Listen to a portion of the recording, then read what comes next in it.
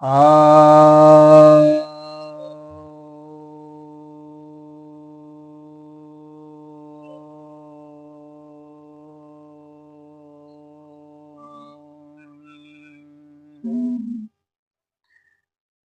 सभी भक्तजनों को सप्रेम नमन। तो आज आपकी जिज्ञासा का समाधान लेकर आया हूँ। एक जिज्ञासा यह आई है कि ब्राह्मी लिपि सबसे पुरानी है, परंतु उससे पुरानी कौन सी लिपि थी? ब्राह्मी लिपि किससे विकसित हुई? देखिए, ब्राह्मी लिपि सबसे पुरानी लिपि तो नहीं है, लेकिन वह पढ़ी जा चुकी, जो भारत में है वह पढ़ी जा चुकी सबसे पुरानी लिपि है। और ब्राह्मी लिपि से पहले जो है सिंधु लिपि है, जो सिंधु घाटी सभ्यता है, जिसको आजकल सिंधु सरस्वती सभ्यता कहा जा रहा है, तो उसकी जो लिपि है वह ब्राह्मी से पुरानी है। और उसके पर्याप्त जो है, जो सील मिले हैं, मोहरें मिली हैं, तो उन सब में उसके प्रमाण मिले हैं। और पूरे विश्व की वह सबसे पुरानी लिपि है, पूरे विश्व की। अगर ये आप देखेंगे तो ये मेसोपोटामिया की लिपि जो है वो 3000 बीसी, मेसोपोटामिया की लिपि 3000 बीसी की है, पुरानी सभ्यता में से। इसी तरह से जो मिस्र की, इजिप्ट की जो लिपि है वो 2800 वर्ष पुरानी मानी गई। चीन की 1200, और हड़प्पा की जो है वो 3500 बीसी की मानी गई। बीसी मतलब बिफोर क्राइस्ट, ईसा से पूर्व, यानी आज से लगभग 5500 वर्ष।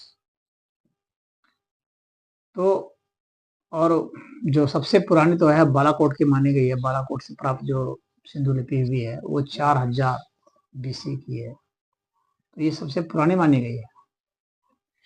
अब बात है कि क्या वो पढ़ी गई है? तो पढ़ी तो गई है, ऐसी बात नहीं है कि नहीं पढ़ी गई है। सिंधु लिपि भी पढ़ी गई है, लेकिन पूरी नहीं पढ़ी गई है।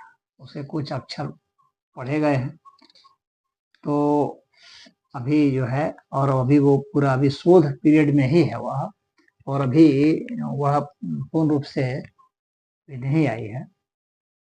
और बहुत सारे इतिहासकार सब और लिथोग्राफिक एक्सपर्ट सब उसमें लगे हुए हैं पढ़ने में।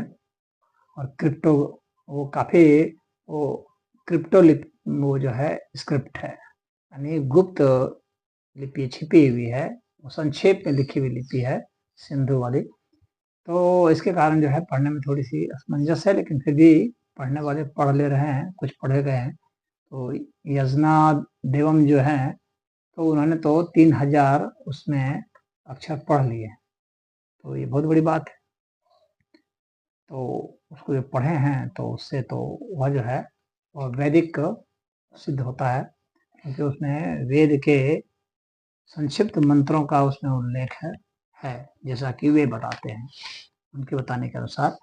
तो अब बात उठती है कि वहाँ से सिंधु लिपि से जो है विकसित होकर के ये ब्राह्मी लिपि हुई, क्योंकि बीच के जो काल खंड हैं उसमें जो इन दोनों के मिक्स आते हैं, यानी सिंधु लिपि प्लस ब्राह्मी लिपि कुछ, वही धीरे धीरे विकसित होकर के ब्राह्मी लिपि हो गई, और सिंधु लिपि जो है धीरे धीरे वो घटती गई। लेकिन उसके पंचमार्क का जो सिक्के आए हैं उसमें भी उसके कुछ अंश मिलते हैं, कुछ चिन्ह मिलते हैं। जो सिंधु लिपि थी उसके भी चिन्ह पंचमार्क सिक्कों में पाए गए हैं बाद के समय में भी। तो ये जो है जो विकास की बात जो आपने पूछी है, तो वो ऐसा ही है कि ब्राह्मी लिपि जो सिंधु लिपि से ही विकसित हुई है। अब चूंकि ये हमारा इतिहास का ऐसा कोई वो नहीं है, इतिहास के जो प्रोफेसर वगैरह हैं वहाँ से आप लोग जो जिनको ज़्यादा रुचि है, क्योंकि आपने पूछा है तो थोड़ी बहुत जो मुझे जानकारी है उसके आधार पर मैंने आपको बता दिया। विशेष अगर आपको करना तो इतिहास के जो प्रोफेसर वगैरह हैं वो कीजिए, क्योंकि यहाँ पर तो मैं इसी तरह से अपनी जानकारी से थोड़ा बहुत आपको हिंट दे दिया हूँ। बाकी जिनको बहुत ही विशेष जानकारी है तो वहाँ जाएं और पता करें। तो इसमें इतना ही है। हरिओम।